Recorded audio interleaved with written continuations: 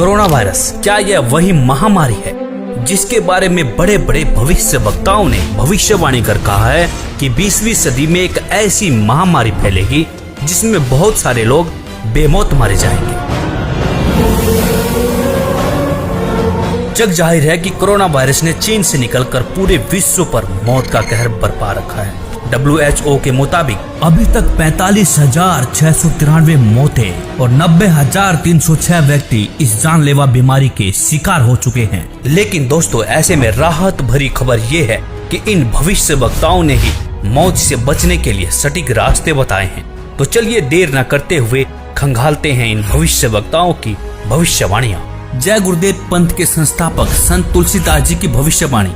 वह अपनी पुस्तक जय गुरुदेव की अमर वाणी के पृष्ठ 22 पर लिखते हैं, भविष्य में बीमारियों के बम फेंके जाएंगे, बीमारियों से लोग बेमौत मरेंगे। इस प्रकार की शुरुआत चीन करेगा। चीन अमेरिका के बड़े बड़े शहरों को नष्ट कर देगा, वहां भी लोग बेमौत मरेंगे।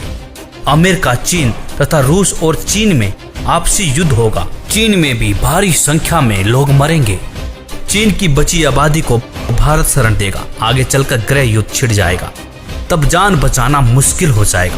अन्न और दवाइयों की कमी पड़ जाएगी। मेरी बातों को आप हंसी मजाक मानते हैं तो मैं आत्म कल्याण का काम करता हूँ। आप मेरी बातों को अभी न माने, जब सामने आएगी तब मानना। फिर आगे पृष्ठ 31 पर लिखते हैं, बाबा जय गुरुदेव की घोषणा सन 1972 में। आगे विश्व युद्ध होने पर भारी नुकसान होगा, लाशें पड़ी रहेंगी, उठाने वाले नहीं मिलेंगे। चीन, पाकिस्तान, अमेरिका आदि मुल्कों से विषैले बम फेंके जाएंगे। अधिकांश बम भारत की धरती पर उतार लिए जाएंगे।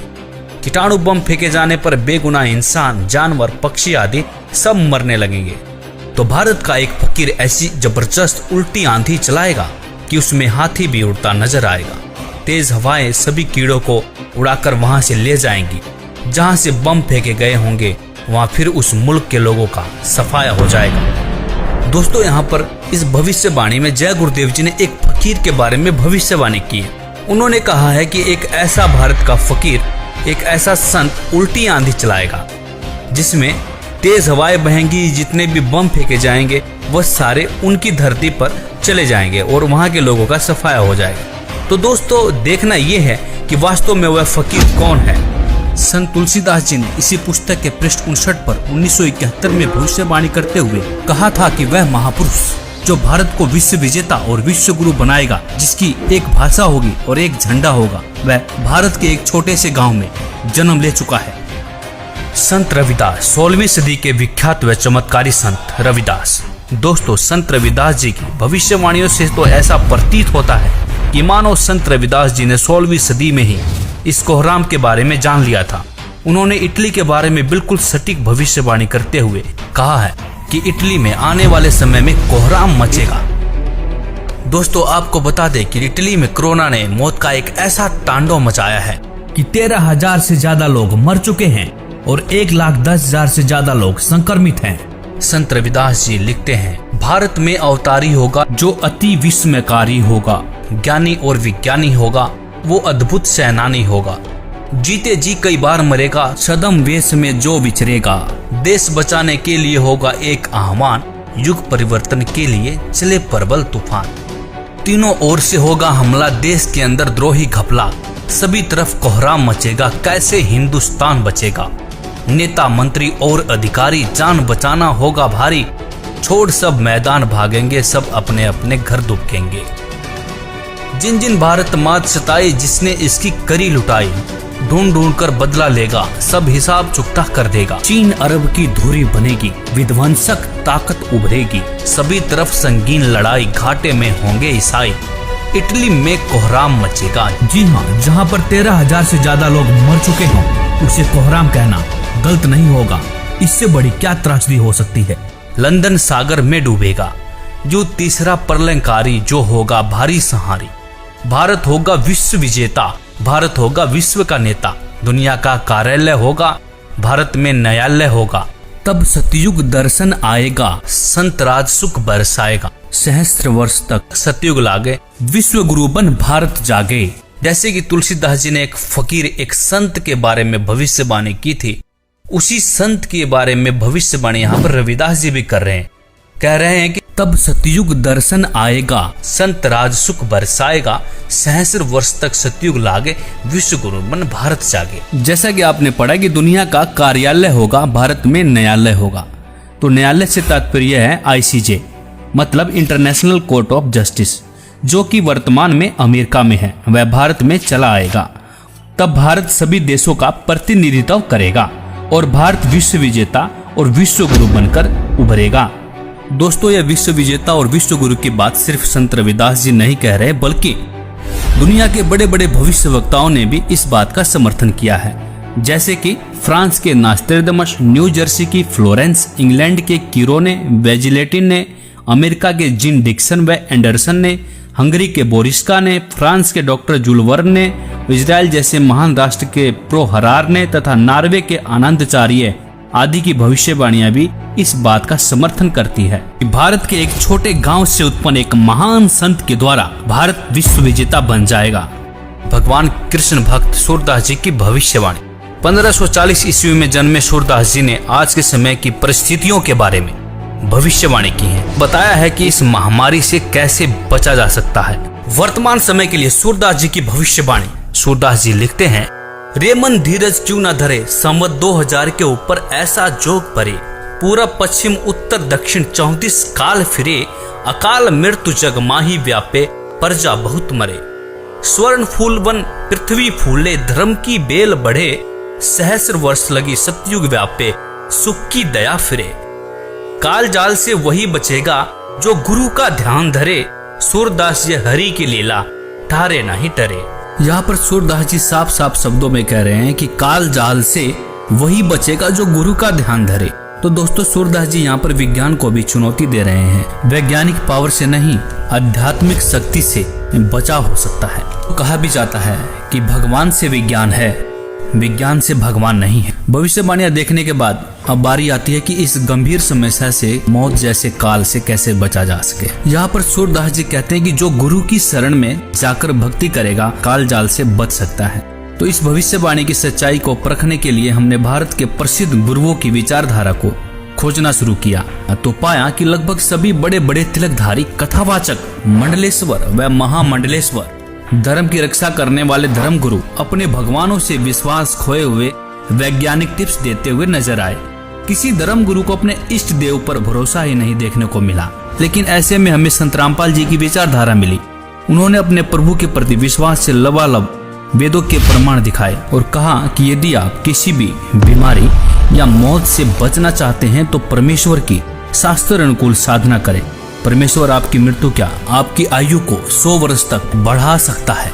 वेद बता रहे हैं कि वो अगर दूसरे लोक में भी चला गया हो, प्राण छोड़ गया हो, मर गया हो, या कति मृत्यु को निकट हो, उसके जीवन शेष ना रहे हो, उसको भी मैं 100 वर्ष जीवित करके और उसको रोग मुक्त करके 100 वर्ष की आयु प्रदान कर दूं। ये भगवान के गुणों में लिखा।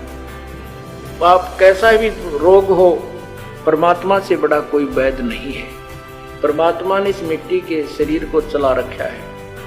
उसको इसको ठीक करने में क्या देर लगेगी? 1 सेकंड का काम है।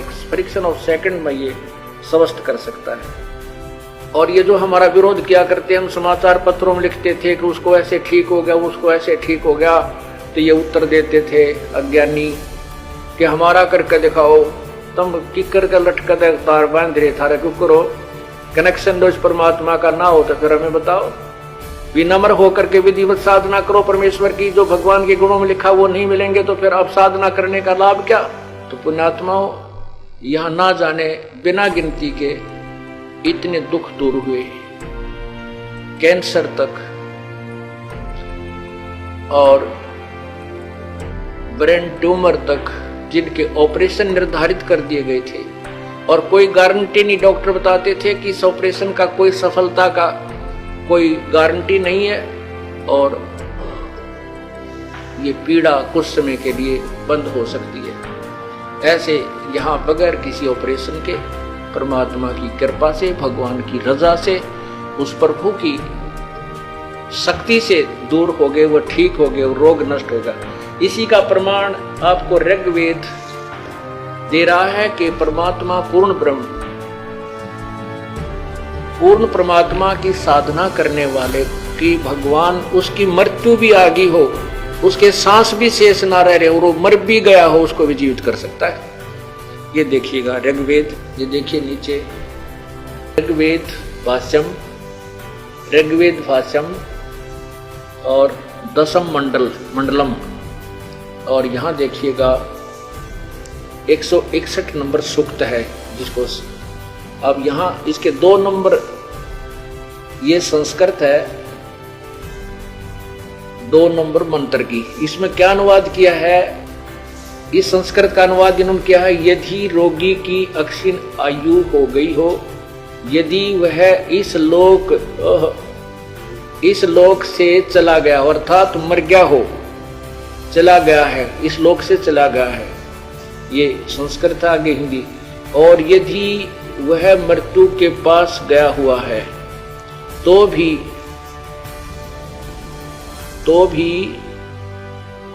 उसको मैं, भगवान कहता है, मृत्यु देवता नृत्य से के पास से लौटा ला सकता हूं, ये संस्कृत है, आगे देखना। और उसको 100 वर्ष के जीवन के लिए प्रबल करूंगा। परमात्मा तो कहता है कि उस उपासक की, जो परमात्मा का भक्त है, यदि वो परमात्मा की साधना शास्त्र अनुकूल कर रहा है, परम संत से नाम लेकर के, तो वेद बता रहे हैं कि वो अगर दूसरे लोक में भी चला गया हो, प्राण छोड़ गया हो, मर गया हो, या कति मृत्यु को निकट हो, उसके जीवन शेष ना रहे हो, उसको भी मैं 100 वर्ष जीवित करके और उसको रोग मुक्त करके 100 वर्ष की आयु प्रदान कर दूं। ये भगवान के गुणों में लिखा है। दोस्तों, इस विज्ञान के दौर में संत जी का दावा वाकई में हमें अचंभित करने वाला था। फिर क्या था, बाबा की इस सच्चाई को सामने लाने के लिए हमने पड़ताल करनी शुरू कर दी। पड़ताल में हमें रियल स्टोरी 99 करके एक यूट्यूब चैनल मिला, जिस पर बहुत से अनुयायियों के अनुभव थे। हमने बहुत सारे अनुयायियों के अनुभव देखे और उसमें पाया बहुत सारे ऐसे लोग हैं जिनकी लाइलाज बीमारियां कहीं डॉक्टर डिटेक्ट भी नहीं कर पा रहे थे। वह बीमारियां संत जी के बताए अनुसार सत भक्ति करने से बिल्कुल ठीक हो चुकी थी। बहुत से ऐसे लोगों के भी अनुभव मिले जो मरने के बाद जिंदा हो चुके थे। दोस्तों, यह सब देखने के बाद आपको क्या लगता है, क्या यह वही संत हैं जिसके बारे में संत तुलसीदास जी लिखते हैं, संत रविदास जी लिखते हैं कि संत राज सुख बरसाएगा? सूरदास जी भी लिखते हैं कि काल जाल से वही बचेगा जो गुरु की शरण रहे। गुरु से तात्पर्य यहाँ पर एक सच्चे गुरु से है, जो आपको सही रास्ता बताता हो, सही शास्त्र अनुकूल भक्ति करके आपके जीवन को धन्य करता हो।